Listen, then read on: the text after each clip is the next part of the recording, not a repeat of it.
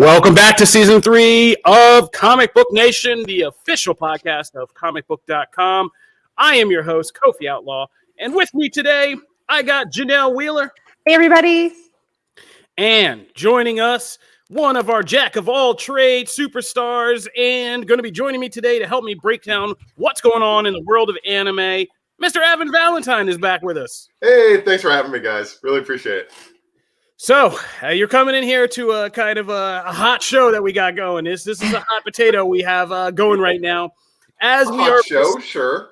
I meant that not even in the best way, like you think it would be meant. But we're kind of sitting on some uneasy ground right now because as we've kind of hit the live stream for this podcast, we're all kind of waiting to get the title reveal to Spider-Man 3. We thought it was supposed to be here by now when we started.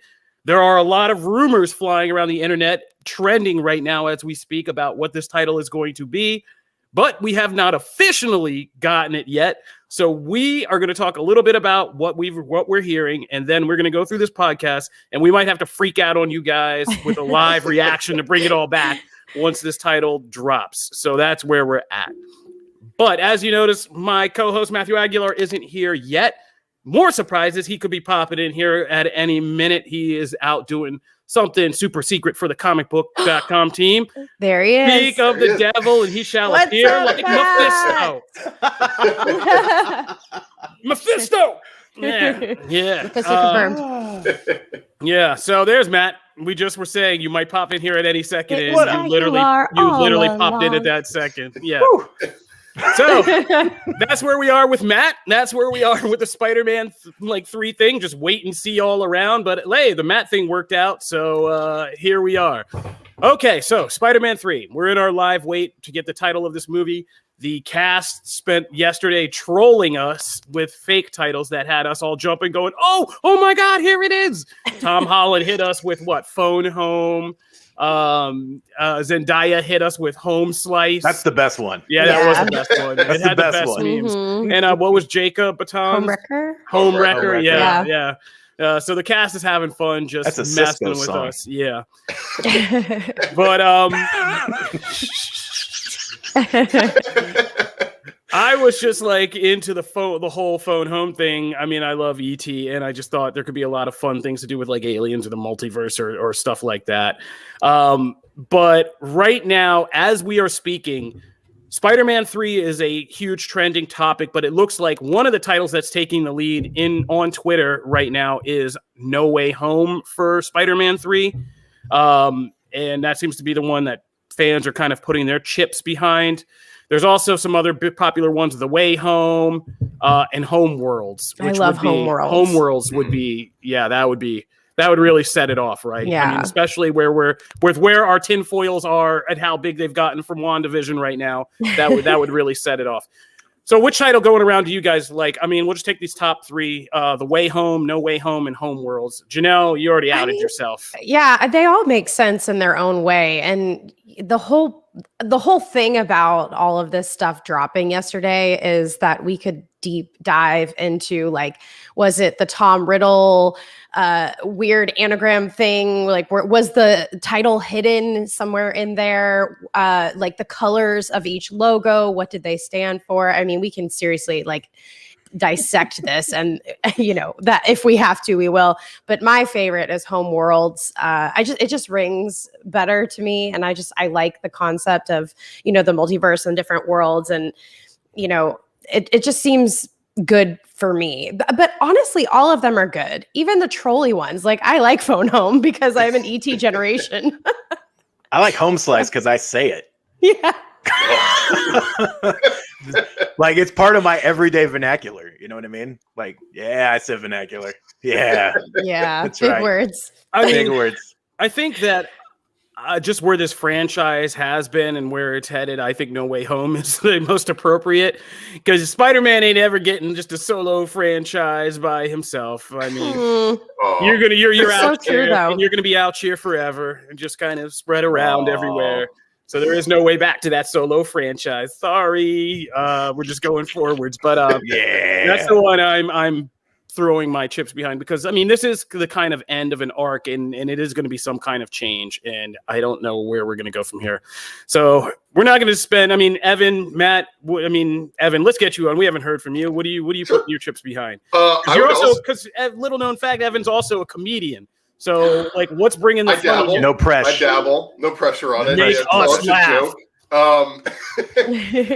Honestly, like I would say that No Way Home is kind of the best, because not only does it have that, it kind of harkens to the idea of the multiverse and he's bouncing around it, but it also deals with the ramifications of Far From Home and his identity being revealed, and the fact that there's no home for him to return to, on a very tragic note. Sorry, there was no jokes in there whatsoever. Man, the tragedy of Peter Parker. Jim Viscardi wants them to get sued by calling it Homeward Bound. Yeah, producer Jim Viscardi weighed it in. I was like, oh my god, to get Chance back. Oh my god, Chance enters the MCU. We're just through a Doctor Strange portal. Because if we aren't feeling enough feels already, like, let's just throw Homeward Bound back. I just want it to be home, like nothing else, so that we can get a Michael Bublé cover for the soundtrack. There's nothing stopping that from happening. I was just about to say you went really deep with it and profound, and then you threw a Michael Bublé. Like, nope, same old Matt. All right. Well, that's a good place to stop right now until we kind of actually get this title, hopefully during this podcast. But everybody weigh in your bets. Yeah, I know. He is really trolling us. Like, now's the time to reveal. But I also had another question, and I guess it's still really appropriate, even if we haven't gotten the title yet, which is, do you guys think that Marvel's getting a little played out with these title reveals? I'm still kind of stung from Endgame and that whole thing of us being like, well, obviously, after seeing this movie and analyzing it all, it's probably going to be called Endgame because Doctor Strange made that really heavy reference. And then Marvel was like, no, that's not true necessarily. Yeah. And then we went through that whole excruciatingly long reveal process just to get the first trailer and have it end and be like, Avengers, the title you knew all along. Like, you remember that Russo picture where you had to find the letters in the photo? Yeah, I mean, it got absurd. So stupid. In 5 seconds, people were like, it's Endgame. And they were like, well, no, you don't know that. And it's just like... I've never seen so many red circles on Comicbook.com in my life. We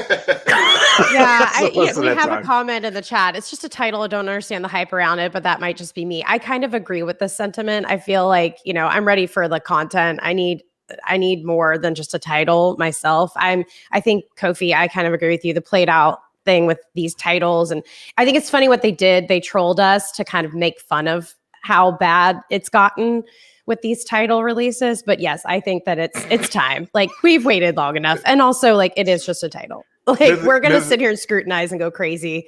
Just drop it. Mythical Soldier has one of the best names I've seen in the comments. Can we just say that's amazing? The title ain't today, homie. That's my favorite. That's my favorite. With a homies poster behind Spider-Man, because homies rock. Anyway, whatever. This is a very Spanish tinged show. I just want to throw that in there, and that's what I'm going with. That. Hey man, that's where we're headed. So I guess that's as good a place as any to move on and see, like I said, if we get this title reveal while we're here. But we'll move it around a little bit, since you just kind of referenced, this is going to be a Spanish tinged show. This is a very Latinx tinged show. Matt, take it away. We're talking things going on in the DC universe. The Latino community just had a great week for DC content, right? Boy, it was nice, man. No, like before it was like we have Vibe, and then then DC gave us Jessica Cruz, which was nice. Thank the Lord. Like we got some other people in the mix, whatever. And we've had Jaime for a while, which of course, if you don't know, Jaime Reyes is coming to the movies as Blue Beetle. Blue Beetle is, as for all the characters to get a solo movie out of all the ones we've gone through up to this point. Because remember, DC announced like 90 movies at one time. So the fact that we're getting Blue Beetle first is kind of crazy. So it's Angel Manuel Soto is the director of the movie. And then let me make sure I have all the details right, because I've got it right up in front of me here. That's all we have, right? Because we don't actually have a casting yet. Correct? No, we don't have casting. People are people are trying to actors are trying to throw their hat in the ring right now. Well, of course. Of course, why not? But Soto is a character, man. Have you seen stuff about him? Like, just looked him up? No. So I have not. So yeah, he's a character, and he's just he's directing this. He just directed, I forget the name of it, but it's a getting thing, Meek Mill's in it, and it's a kind of a urban crime deal, and it's he's just a character, man. At first I was like, is that Bad Bunny? And then I was like, oh no, this is this dude that they're getting to direct Blue Beetle. I was like, okay, that's Charm City Kings is the name that he directed this movie, and that kind of put him on the map. And with Meek Mill's in it, Teyona Paris was in it, so there you go. But dude, he's a real character, so it's going to be really interesting to see what he does with this Blue Beetle movie. And how do you guys feel, Matt? How do you feel as our kind of DC, and Evan, I guess you are our other good DC expert, about jumping into this and the Jaime story? Do we need the Ted Cord of it all? Like, what do you guys think the approach is here? Evan, do you want to take that first? Oh yeah, Blue Beetle was a great character. First, I believe he was first introduced in Infinite Crisis. I think was the first time we got a chance to see him, and he has slowly progressed as like one of the biggest characters of the DCU outside of the the Justice League folks and everything. I don't necessarily know if we need Ted Cord. I think that Ted Cord, the original Blue Beetle, has he was established as something of a mentor for Jaime. In some of the miniseries, I know that when Rebirth redid everything, I think that they kind of, and Matt, you might know a little bit more than me on that one, but whether they include him or not, I think that he's just a really great character in general to have his own movie. He's great. He's relatable. Blue Beetle has a number of flashy powers. We've come a long way since his first live action introduction in Smallville so many years ago. Which I love Smallville. I love Smallville. I will defend Smallville to my grave. I'm the only person who ever watched that. Right there. That's the But I agree. And I feel like now with just the one, because he's such a his power set is so heavily towards technology and you need to be able to have the budget to be able to pull that off right and make it come across as cool as it is in the comics. Because of course the Scarab can do so many things. It's it's attached to his spine, so it's that's what gives him the exoskeleton and all the armor and stuff. But it can do so many things. That's going to be awesome in a movie. As a character, he's very relatable. And also, as a movie character, I think what they're also building off is kind of seeing the fun that Tom Hardy had in Venom, because there is a very much a Venom talking to yourself aspect to this performance as Scarab. As Young Justice has made great use out of. He's not going to eat people. I know. He's not going to threaten to eat them in the grocery store. Young Justice has done a great job of showing you what Jaime's Blue Beetle Scarab in that whole kind of conflict between him and basically having the Terminator implanted inside of him is having the Terminator in your head being who is this person in your school hallway who's annoying us? Let's vaporize him. And you're like, whoa, buddy, slow down. Yeah. It's, how that was one of the best parts of the last Spider-Man movie, where it was tinkering with Tony's armor, of all the things that he didn't understand it can do, times that by 10. And that's the kind of dynamic you can expect, because Kofi's absolutely right. That's cool. I like the idea of Ted Cord as a mentor. I like it as how essentially Marvel kind of did Hank Pym. Essentially, he is a character, he plays a role, but he is a mentor to the younger person that is going to be the lead, as opposed to Barry Allen and it. Barry Allen-ing it and making instead of having Barry Allen be the Flash and Wally just not know what to do, now you actually give the younger character a chance to shine, and then you let the older character kind of be that mentor person. So I like that for him. But that's of course a nice approach. That's not all we got though, because we got a new Supergirl. Because the Flash. Okay, so the Young and the Restless, which by the way, shout out to all my soap opera fans. It's nice to see a soap opera actress and an actor get some shine. All right, just saying. General Matt's Hospital for agenda life. Returns. General Hospital for life. Sasha Calle will be Supergirl in the upcoming The Flash film. So we have a Spanish Supergirl, and of course we knew we were going to get a Spanish Blue Beetle or people would riot. But like this is like a surprise and it's pretty cool. And of course, Andy Machete shared that awesome video that you've probably seen at this point where he revealed it to her like live, and that was supremely cool. So yeah, it's a good time, man. It's a good time for us, you know, us darker shits. Yeah, that video made me cry. It was so good. I God, loved I'm an that video. That was I have a question from Alex in the chat. Do you think after Blue Beetle will it be the Teen Titans movies, maybe Teen Titans in the DCU? I had a thought about that actually like just came to me when we were talking about this, and this would like lead into a great crossover, is that you can totally bring back Maxwell Lord into a Blue Beetle movie. Oh man. Following the he would be aged up a little, but you know, slap some old age makeup on Pedro Pascal, and Oh gosh, yeah. he could come back to Love be the him. villain of that one too. But Teen Titans in general, I don't know. That would be. I know that I always feel like Marvel and DC are in these competing. Yeah. It always feels like something that Marvel is doing, DC is kind of thinking of doing at the same time. And Marvel is definitely laying the seeds for like Young Avengers. So who's to say that DC isn't also kind of thinking about doing a Teen Titans thing? I was going to bring makes that sense. up. Yeah, I totally agree. I think they are always competing to break into these new forums, you know, on each other's heels. And I feel like you said, phase 4 of the MCU is clearly setting up Young Avengers in this new, younger kind of franchise. And I feel like there is room because DC and Teen Titans has just been waiting to break through.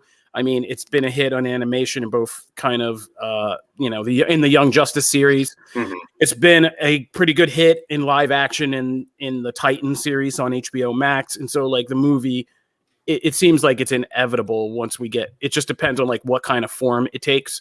I would like to see some of even the newer people in this like DC future state stuff kind of come together and be a different kind of Teen Titans and do a different kind of concept. But we could be headed that way. Yeah. I just have a feeling if we get a Titan, I know people love Lobo.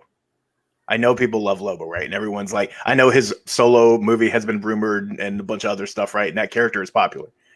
But Crush is awesome, who's his daughter, as part of the Titans in the comics. And I just feel like that character has breakout star all over her as far as in a movie. Like the minute they do her right, the minute they pull her off right and she's in a movie, gangbusters. I just have this feeling. So the quicker we can get there, the better. You don't even have to introduce Lobo first. Just have her mention her dad. And then you set up a future thing with Lobo, and then Lobo can fight with the Titans or whatever. It's perfect. That'd be cool. Make that happen.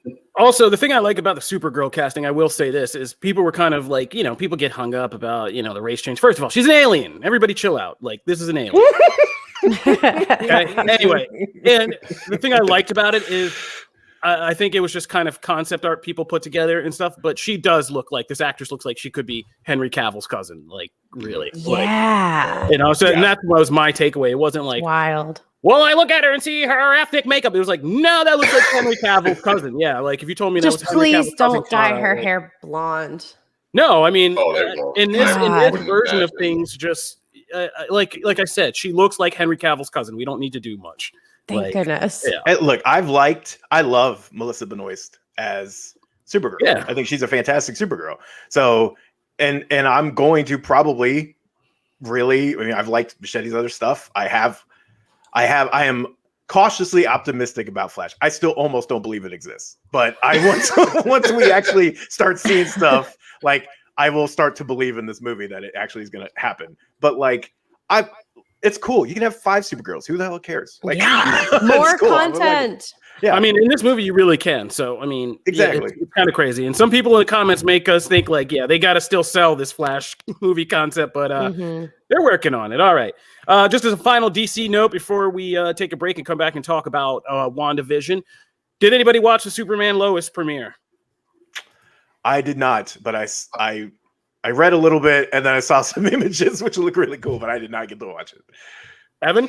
I didn't, but I did see a 15-second clip of what almost had me like tear up in terms of how they were able to capture the Man of Steel's character in such a short amount of time. Wherein, what's the name of the actor who I don't think I can pronounce his last Tyler name. Hoechlin? Is it Hoechlin? Yeah, I always say that. Hoechlin. Tyler Hoechlin is like adorable as Clark Kent in terms of he picks up a kid's hat, brings it over to him, and with absolutely no irony or no like talking down, he says, here's your hat, friend. And the kid's like, wow, that's a cool costume.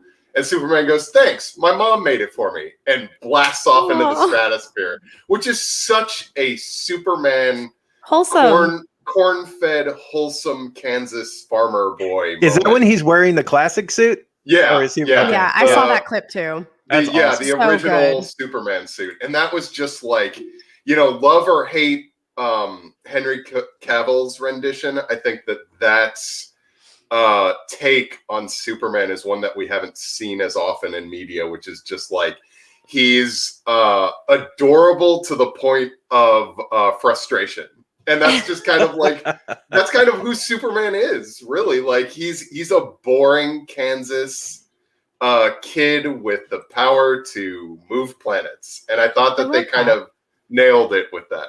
That's awesome. Yeah, I will definitely be watching it. I'm currently, I don't know if I told you guys this, but I'm currently watching the whole entire Arrowverse from the beginning for the first time right now. I'm on season 3. I love it. It's Other so than OCD. good. Other than OCD, why? I'm obsessed with it. I think it's so good.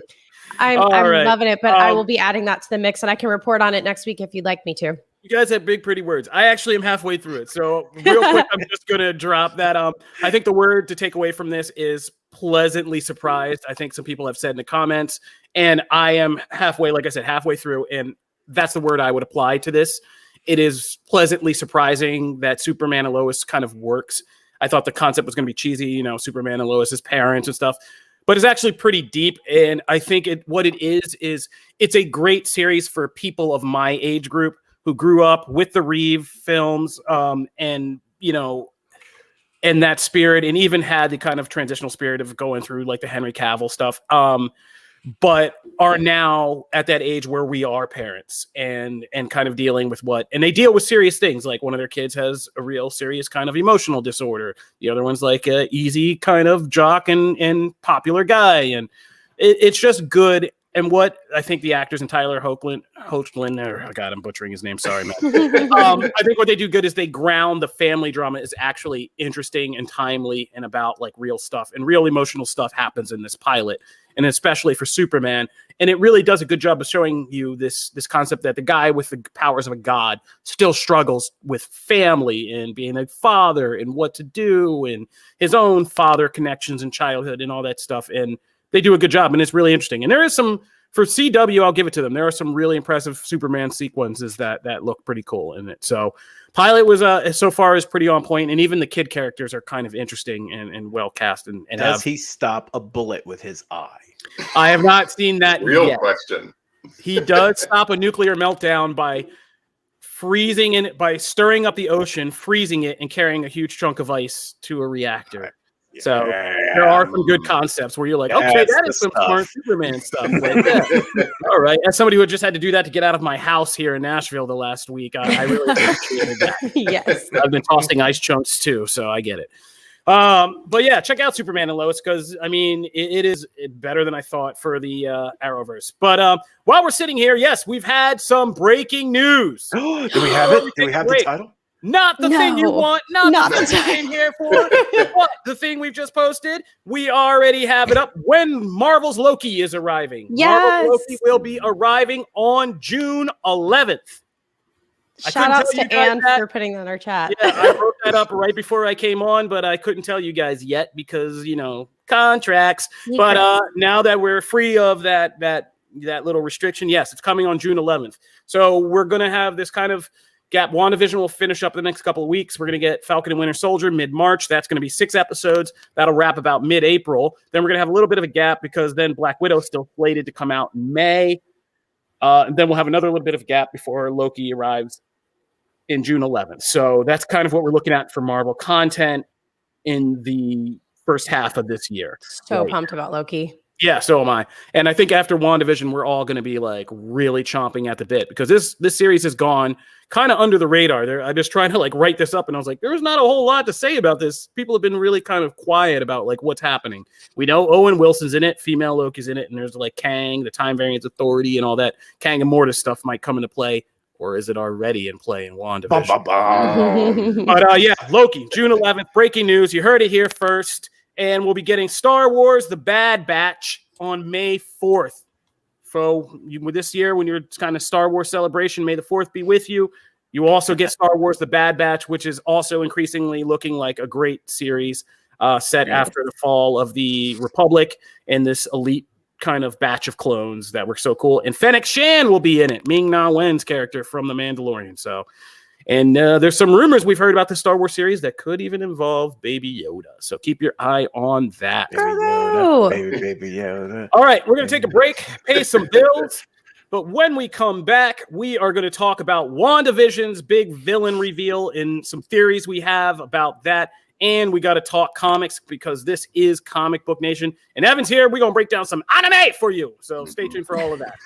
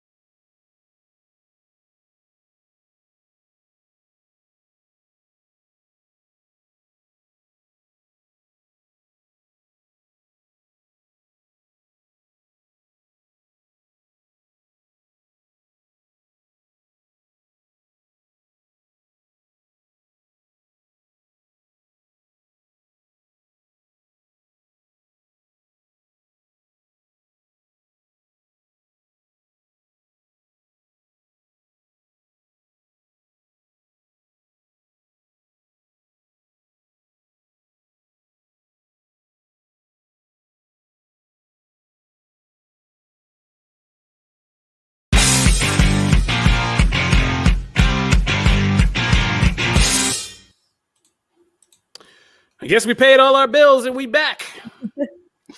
So, WandaVision is what we're going to be talking next, and we are going to be talking full spoilers. So if Richard is back there in the booth, let's hit this spoiler alert because we are going into spoiler territory for WandaVision. All right, so y'all, WandaVision episode 7 is now done, and as you can tell from the #1 hit song in the country, it was Agatha all along. Yes. So, there you go. Yeah, we got a big reveal that Catherine Hahn's Agnes was, as most of us, real Marvel fans have suspected all along, was Agatha Harkness, who is one of the kind of longest running mystical, magical characters in Marvel Comics. She has huge ties to a bunch of stuff in Marvel lore and pivotal events, including House of M, the Fantastic Four, Mephisto, Wanda and Vision's life and their sons. So this is a pretty kind of pivotal character to introduce. And she kind of revealed herself. We found out that Agatha's been pulling a lot of strings behind the scenes, as we found out in that awesome song sequence, including kind of bringing Peter Quicksilver into the situation. So what did you guys think of the reveal? Janelle, let's start with you. As somebody who's not like crazy deep into this Marvel Comics lore, what did you think? Oh, gosh. I mean, I don't know if you're going to be able to say that to me anymore because I've been reading comic books like a crazy person. I know. You're supposed to be our outside observer. I know. Click yourself. I can't help myself. But I try to kind of I try to watch it first and then do my deep digging on, all the Easter eggs and stuff like that. I really just try to watch it for what it is one time. And just the general casual watch through the first one was spectacular. It was really fun. It was also emotional. I was laughing in this episode a lot more than normal. When it comes to the big reveal, I mean, even I knew that it was Agatha all along, not doing everything, but we talked about this. I definitely talked about how I thought she brought Pietro and all that stuff. And I have a theory with that on its own, but I do not think that she's the big bad. I think that she is working with the big bad. I mean, I can't see that they would reveal the big bad. You're starting to sound. To like reveal the big bad that quick, I think they're going to reveal something really crazy on the last episode. Okay, let's get into that because it is a popular theory that this is just, despite that slap song, that this is just still another kind of red herring. While Agatha Harkness is a kind of villain in this, she isn't the true big bag, and that makes sense with Marvel Comics lore because Agatha is rarely, if never, the end of the villainy herself. Yeah. If anything, she's always kind of a gray character who's kind of just using both the bad and good sides of things in magic to kind of further her own ends or accomplish some other goals. And there are a lot of hints throughout this that there is something else behind her, namely the question of what's powering her or where is this magic coming from. Yeah, this magic in the MCU that we're seeing now, even though there's been sorcerers like Doctor Strange, it seems very different. It's all color coded. It seems to be connected to the Infinity Stones.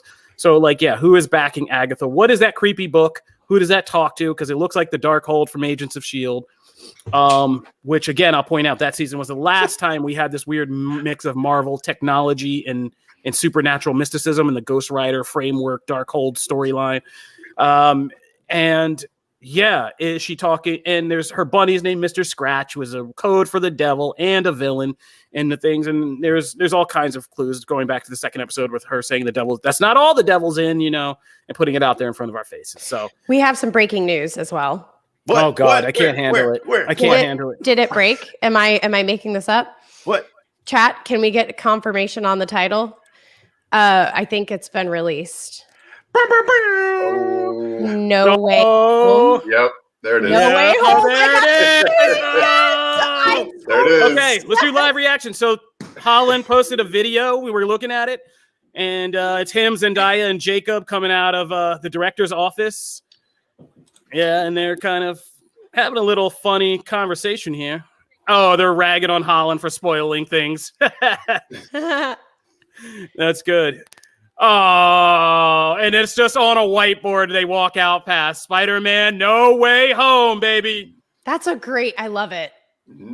That's a good video. I love that title. That's a good video right there. That's funny. That's funny. Because Tom Holland does spoil everything. But now I know why this has been so delayed. I love Kofi's live recap of that Instagram post. Yeah. Got to do it for the culture, But the question is, did they shoot this on an iPhone? Basically, this is why we had to wait for this reveal so that they could shoot this video this morning. Is that it? Is that what we were doing and edit it? Okay, but here we are. So it was on the money. It's No Way Home. People guessed it again.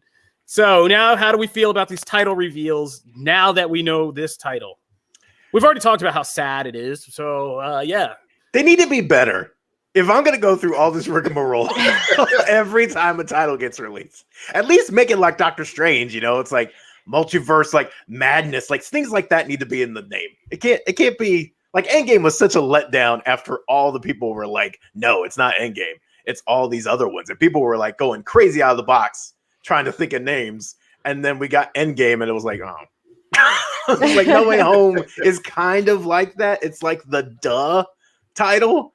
And but it's not hokey and it's not trying too hard. That's what I like about it. But it's just like, give me a better name. Give me a better name. If I'm gonna get this amped, give me a better name. That's all.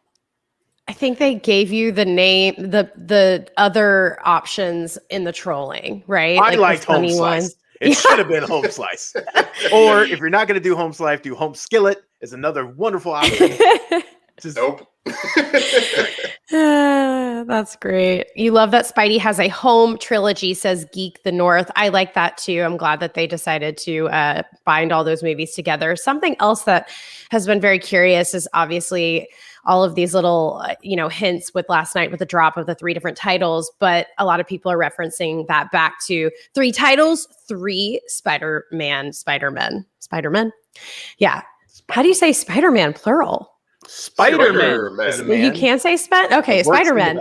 But I think that this is going to be awesome. And now that we have this, are we going to ever talk about like the colors and what they might represent from those teasers last night? Like Green Goblin or any of that They're kind of Infinity Stones. Everything is Infinity Stones always. By the way, if I don't see another Infinity Stone, I'll be perfectly happy with my life. Well, Perfectly next fine. episode of WandaVision, I think we'll have one. Go So away. Good. I think they're just going to show a throwback, though. Oh man, this is pretty crazy. Well, I love live reactions. You guys got to see me unfiltered, which is a dangerous thing that CBS contractually obligated from doing. I agree with Alex Cosman 94, who says we do need more Kofi live reactions. We do. Stop We're just gonna bring up like random Instagram posts and TikTok videos and have Kofi reenact them, in real Recap time. them, yeah. I think it's awesome. That's Oh great. man, gotta fire Jojo up C that was next fire up TikTok that video. YouTube channel. Yeah, getting on TikTok now. Here we go. But all right, just now that we got that interruption, let's get back to WandaVision. What did you guys think? So we're still betting on a big bad than Agatha Harkness. What did you guys think of the aerospace engineer reveal? Wow. Okay. I think thought we it was still have yet to exactly see it. what we expected it to. I don't be. think we've seen it yet. A big I really- nothing burger. Yeah, that was the biggest letdown. And it didn't help that like BD was out there. It's gonna be Mr. Fantastic. No, it's not gonna be Mr. Fantastic. Okay. Let's be clear. Brandon Davis did gas up the internet. I have the receipts. I took a picture of it to think this was Reed Richards coming. So take it to Phase Zero with your complaints about this. Phase Zero podcast Fridays. That was not us. Yeah, it was not us. Fridays noon, Phase Zero podcast. Yeah, I don't think that was her. I don't think that was the aerospace engineer, and I think that we will see it. That's just what I'm guessing. Who's it going to be, Janelle, though? Who's it going to be? I don't know. I talked about the scroll friend. Obviously, I don't know. There's quite a few different things that it could be, but I still don't think we're getting our Fantastic Four thing. I just don't think they would reveal it in Darkhawk. Did you say Tony Stark? It's Darkhawk. Darkhawk, yeah. It's Darkhawk. I knew you'd throw in a reference in there. If Darkhawk shows up, I will do one of these podcasts shirtless. Like if Darkhawk, You heard it here. Someone record this bit and keep it. Clip it. All right, but I don't know because Agatha Harkness gets hired as a babysitter eventually by the Fantastic Four. But I'm just kidding. I don't think they're showing up either. I think I'm with Matt. I think the aerospace engineer is something we just gassed up the internet to believe. I mean, they did drop it twice to our defense. They kept trying. I think they were messing with us, but I think Agatha's been messing with us all along. Yeah, I mean, and Teyona Paris did kind of hint. I mean, she didn't hint, but she didn't dismiss it because she was kind of trolling her mom about what did you think about that, and she didn't dismiss that. Her mom was like, "It's over," and she didn't say anything. She was just kind of like, "Meh." But we'll see. I'm not hanging my hat too much of this. I'm just looking for the big bad, the big cameo we're still going to get, which I still hope is Al Pacino as Mephisto. I really do. That is going to be so crazy. You know why? Because I can't think of Al Pacino anymore without thinking of Bill Hader's impression of Al Pacino. And that is what I now envision Mephisto sounding like. That's terrible. So if you put that together, it's a weird fit. It's a very weird fit. Yeah. Anyway. All right. But we're going to be keeping an eye on all that WandaVision stuff. You better believe it. But leaving that behind and moving right along. Real quick, Evan and I are going to take you on a quick anime journey. We're not going to take up too much time because I know our fan base is limited in the anime genre around here. But yeah, I went off on this whole thing with a series called Promise Neverland, which is airing season 2 of its anime right now. And I feel passionately about it because last year I was locked in with all of you and I picked up a lot of manga and I read a lot of manga. And this series kept me going in those first days of COVID when I thought the world was going to end. I was like, let me get some good reading before we all die here. And I read that, and it is one of the great kind of mystery sci-fi anime series I've read in the last few years. Mm-hmm. And they made season 2 of this anime and they just decided to skip over this huge midsection of the manga, which was very pivotal in terms of introducing kind of evolving the characters, you know, deepening the villains and showing and expanding the world and the mythos in a big way. And they've just kind of cut around it to go for this easy reveal that comes later in the series and kind of seemingly cut out the entire middle and just do this kind of truncated, rushed thing. And I've seen some articles of people saying, oh, they're making changes that capture the spirit of the original with less bulk. And I'm just like, normally I get that in anime, you know, manga translations, but this is not the case. They just basically cut out a whole bunch of story, a bunch of stuff that fans really attached themselves to in the story. And I was talking with our head of anime, Megan Peters, and it just feels like they just didn't want to animate because this part of the story has a lot more characters to kind of produce, animate, voice, do that. If somebody with the money just was like, can we do it without all of these characters? And they're like, yeah, I guess. And we just kind of went around it. And it's just terrible. I just feel like it's a hollow product, and I just think it needs to end. And so that's what I told the internet, and the internet seems to agree. Evan? I think that I practiced giving people a 15-second summary of what The Promised Neverland is about, because I know not a lot of people have followed it.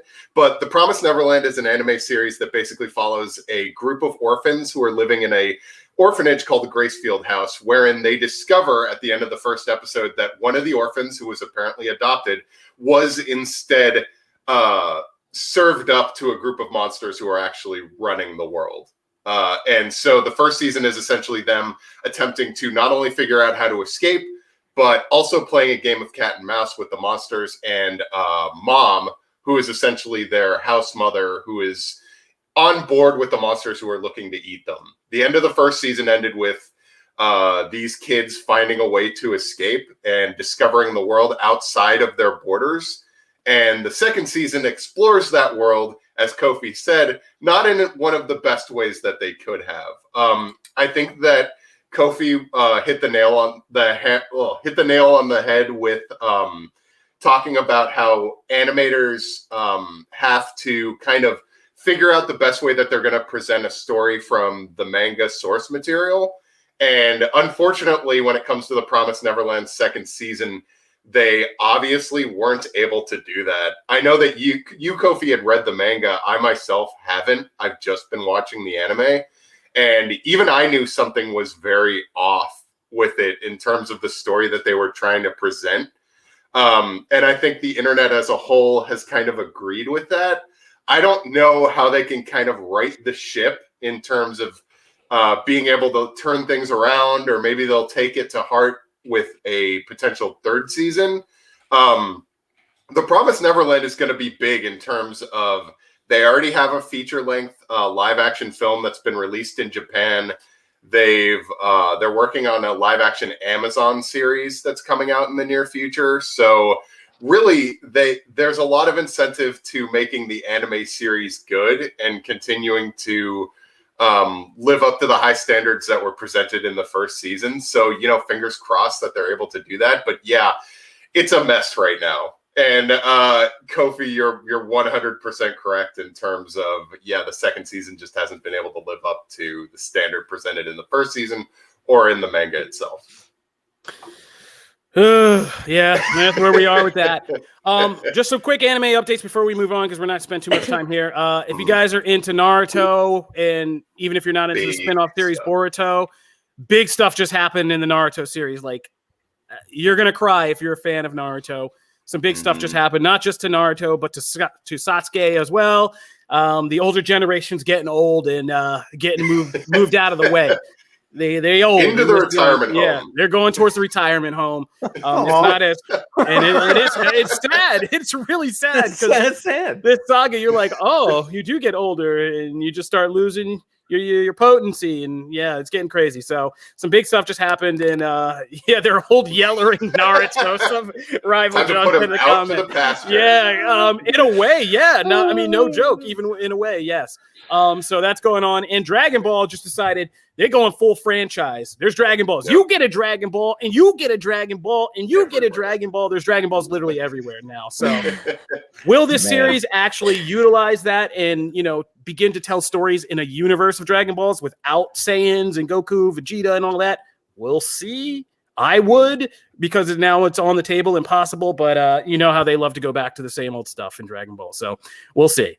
And that's going on with anime. My Hero Academia is still dope, and season 5 of the anime should be here soon. I know that's a crossover hit for a lot of people, so be on the lookout for that. I need to get back into that show. Greg a Bite, we're done with anime. It was just a little segment. We're just dipping our toe in. We're going back to the stuff you like now. Everybody relax. We're going back to comics now. Matt, comics, what are we doing this week? So let's talk some Batman. So this week was actually the fourth and final issue of the Dark Detective series of Future State. So obviously spoilers incoming for these next couple issues. So if you have not read, Rich, I need that little warning, or maybe not. I'll just do my own horn. Spoilers done. There you go. So Dark Detective ends. That is, of course, the series you haven't been paying attention to. Future State, that is the one with the original Batman, Bruce Wayne, as he's been trying to take on Peacekeeper 01, and he's kind of living in this house with a conspiracy theorist guy who like thinks the world is out to get him, and in this case he's correct. And we see kind of that final fight happen. I will just say, just right off the bat, I am so happy, one, that this team is continuing after Future State, and they're going to be taking over Detective Comics. So I am thrilled because, one, Dan Mora's art is just stunning. There are like a couple splash pages in here that are just absolutely beautiful. Yeah, Mariko Tamaki is also I think great. it's been Greg Capullo was the last time I was like this captivated by Batman art. And when I always talk about Once in Future, Dan Mora does Once in Future. Oh my God. It's a stunning series. Like this, he's awesome. So the fact that he's actually going to be doing it monthly, I thought it was just for Future State at one point, but that's awesome. So what did we think about the issue overall? What do we think about the finale? Oh, go ahead, Evan. I really dug it. And as Future State as a whole, I know that originally there were rumors about it being the next big thing for DC, that it was going to like kind of in the same way as the New 52 and Rebirth was kind of wipe the slate clean, that Future State was going to be the big thing moving forward. And in a way, I'm kind of disappointed that it isn't, because I've really, like, there's been something for me in each one of these different storylines of Future State, especially in the Batman world. It's like with the backup series, that's the Arkham Knight stuff. I really dug that. You and Kofi, yeah. I weirdly enjoyed that one. I thought it was pretty cool. Yeah. And just like the Red Hood, like his new status quo in the Future State, I thought that there was a lot of interesting stuff there. And as you said, Matt, I think that them continuing it, even if it's not like the big line-wide thing, just being able to have a few books that go back to that world, I think is really great. I think that they found something really great with Future State, and I look forward to seeing where it goes in the future.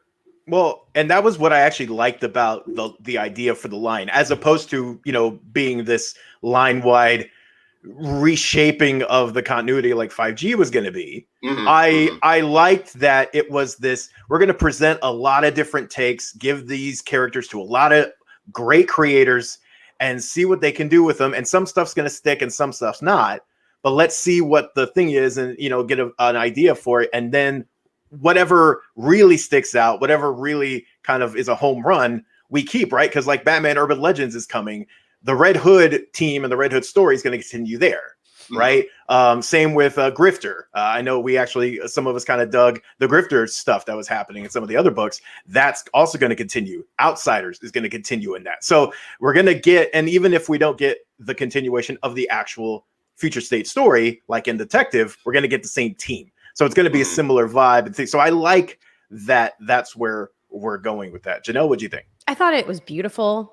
I loved the artwork. I love the way that they progress the story in this. It didn't end the way that I thought it would. It was actually kind of abrupt for me, but I loved it because I wasn't expecting it. Sometimes things are pretty obvious, like where's the story going? So I was very engaged. I was very excited to read it. And when I got to the last page, I was like, wait, what? It's over? But I couldn't believe it. Shout outs to Peacekeeper looking like Yondu. Right? Yeah, very nice mohawk there. Yeah, but it was great. I really enjoyed this one. And it wasn't the standout for me this week, but it's very hard to compete when you add Strange to the mix. So I know Black Cat was just your bag. I just know. After reading that issue, I was like, oh my God, is that Jen over and all over? Kofi, what'd you think? Of Black Cat? Of Dark Detective? Yeah. I liked it. I also am with Evan in the sense that I've been very upfront in saying that I hope this would become the kind of continuity for Bruce Wayne, because it does make sense after Joker War to do something like Dark Detective and kind of go down that route, because we are getting the stripped down Batman concept. And I like that. So I've enjoyed Dark Detective as a concept that I want to see continue in main DC canon. I was a little underwhelmed by this as a finale. I thought the reveal of Peacekeeper 1 would be a little bit juicier. Right? He was just some dude with like Quentin Quire hair, and I was like, okay, not who I expected under there, but I thought he was going to be somebody. So I was a little someone we're underwhelmed by that. familiar with. Yeah. Okay. And so I was a little underwhelmed with that. But like I said, all in all, I kind of and I felt like this one was a rushed ending that they had to do just to wrap up this story. But I like Dark Detective as probably in my top 2 favorite of this DC Future State line, along with Wonder Woman. And so, yeah, I kind of dig it. And like I said, I would love to see Bruce Wayne take on a lot of the qualities that we saw in Dark Detective in main DC canon. Him having to kind of slum it around Gotham, and him just having this kind of, this style of scaled down suit and just trying to operate with what he can find and do. And I liked all that. And his monologue was interesting. And seeing him on the edge like that and kind of having to scrap, it's very different from Bruce Wayne. So, and I just kind of dug it. So, yeah. Yeah. I think, so I can't confirm this, and they never say it, or at least I don't think they say it. I'm trying to figure out his name. Okay. So I thought that was Jacob Kane. It looks like Jacob Kane who is essentially Kate Kane's Batwoman's father. Because in some of the other DC books over maybe a year ago, kind of Batman Eternal and stuff like that, he was running like his own kind of organization that was sort of trying to keep the peace and sort of do a very mild version of the Magistrate. And so he looks like him, but they never say it and they never confirm it. And he didn't have a mohawk back then. So I have no clue. But even with that assumption, it was a little bit of a letdown, just because I was like, okay, if it is him, make a big deal of it. And even if it was him, it still wouldn't be like the most earth-shattering thing. So I was that, and then what Janelle said, kind of just, not that the finale was bad, because I enjoyed it, but it was abrupt. It's just, it's like the end quote is cool, but I feel like, yeah, all of these endings are abrupt, and I feel like it's just the nature of what they did with this little future state experiment, because they just had to cut it off, and they were just like, all right, that's it. It very much felt like that, and I was waiting for like an epilogue, just something to kind of put a little bit of a cherry on top. But I really enjoyed this, and I agree. I feel like once we get past Future State, things will go back to, Bruce and Ghostmaker and like all that stuff that we left, that will take back over. But I hope we keep some of these things. So I'm actually more excited, which I haven't been able to say in a long time, about Detective Comics going back than I am the main Batman series. But, we'll see about that. So now let's get to Janelle's favorite book of the week, which is King in Black, Black Cat number 3. And, this was another case of I feel like anyway, the tie-ins for King of Black have just been really fun. They explore interesting concepts with characters that maybe we don't expect those concepts to be. And I thought it was just really fun and did some really cool stuff here. So Janelle, what did you think about this? Oh gosh, it's so good. First of all, the first introduction to this character, Black Cat, for me was in the King in Black series. And I love her. She's witty, sarcastic, fun, cocky, intelligent. I love this character so much. And any introduction of Doctor Strange makes me really excited. I love that he was her priority during this time, and it just helped. I love how they make him important in this series. He is the key. We have to get him. But her costume, spoilers, her reveal when she has the full blown magic from Asgard. I don't even know what that thing's called. It's like a magic stick. Oh yeah, the magic tree. I never know how to pronounce the tree. The Asgardian tree. Okay, I never know how to pronounce it, so I don't. I always just go the Asgard tree. Yes, her costume, her outfit is so glorious. She is an Amazon warrior. The art was just so fantastic.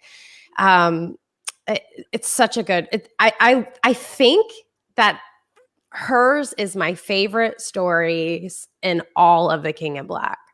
Wow. Yeah. Nice. Even the main, including the main series? Yeah. Nice. I love her stuff. I love the story so much. And I'm a sucker for artwork, really, really well done artwork. And people who can draw a woman well. And I just love the way she looks. She looks so good.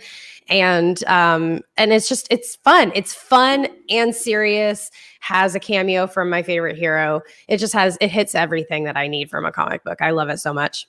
Yeah, I also just like, by the way, that they make Strange important, but they don't do it by taking any importance away from her. Right. Because, it's her book. Yeah, it's her book. The whole onus is on her to, like, she has to be the one to give the power back. She has to be the one to overcome that. It can't be him. Like, I like that because, and there's also a great part in there where she's being shown all the different, like, traumas that she's undergone throughout. And she's like, stop showing me. Yeah. She even tells her. She's like, that's not how you're going to convince me that's not going to work. Like, that's stop not, she's great. Yeah.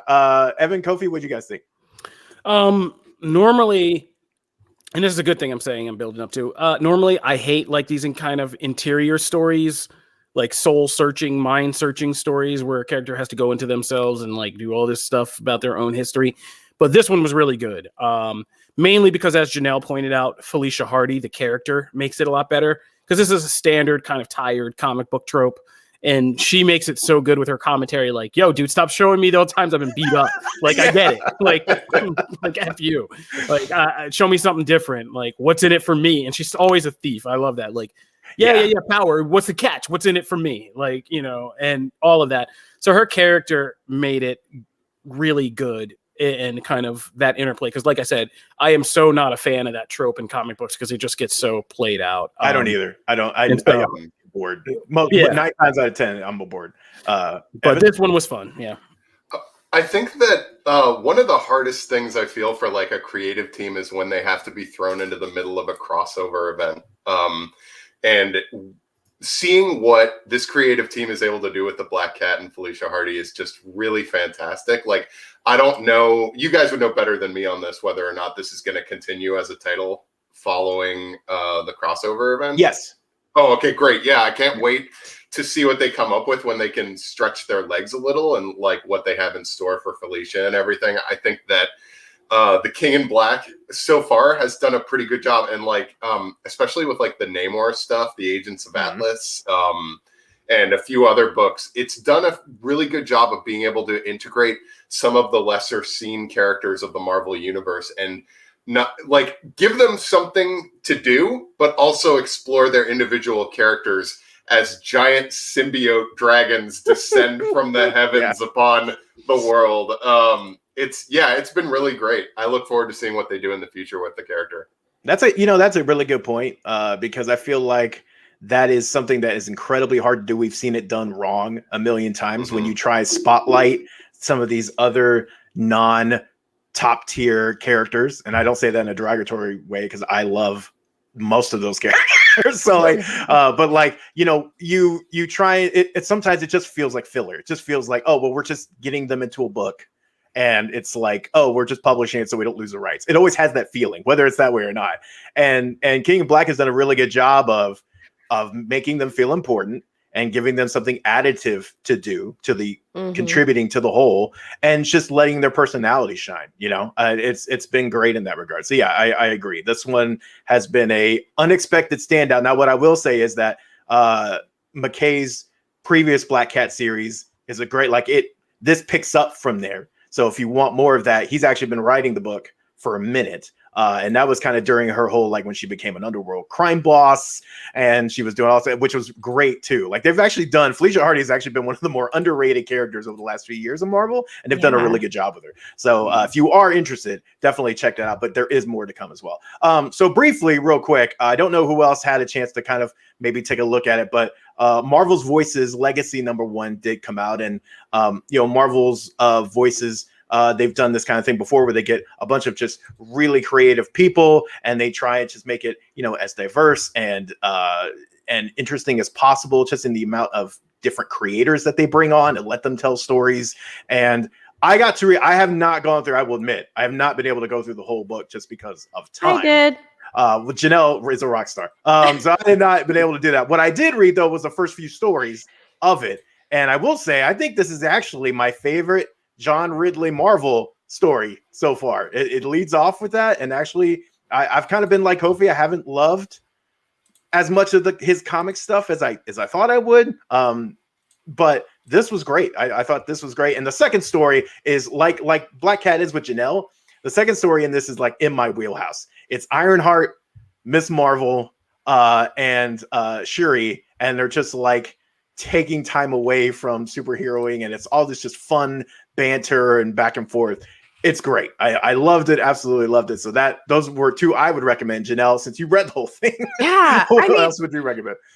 It does kind of like meld together when you read the whole thing all at once. Like I would recommend taking your time and trying to read one individually, like, and give yourself like a little bit of like a taste of something else in between, because they kind of start to overlap in your mind, because they are short stories and it's hard to really appreciate them for what they are because you're trying to blow through the whole thing, which is what I was doing. And I wasn't reading everything, scrutinizing what was going on or really taking in the art that I would have liked. I honestly, the very first introduction, I think it was was it Miles Morales, where he just literally was taking these very bullying or like self-deprecating words and phrases and like flipping them on their head and making them really powerful. And that is absolutely the one that stuck out the most to me, because it was like very few words, but